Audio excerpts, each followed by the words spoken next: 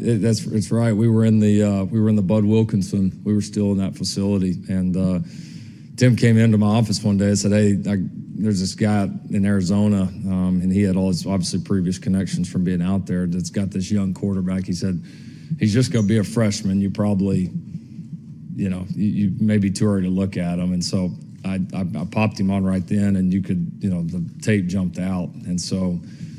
Yeah, we made contact pretty quickly there with his coaches, and then the recruiting process started. But no, Tim found him. I mean, there's 100%, along with a lot of other good players on this roster, Brian Asamoah and several others that Tim Kish found. So he always had a knack for finding some of those guys that maybe were under the radar, or finding guys early in their career before people knew about them. And he's stayed in touch throughout Spencer's years, and I think he's always been excited to see, Spencer doing well along with these other guys, and he's somebody I still, continually stay in touch with. So he deserves a ton of credit. Is there anything about identifying a guy so young does that take, does it take something, a special eye to say, here's a 14-year-old that we think can project to be a starter? Yeah, I think, Tim was a grinder. He worked really hard at it, and there just wasn't going to be guys in his area or kind of under his watch that were going to go under the radar. And so you always knew that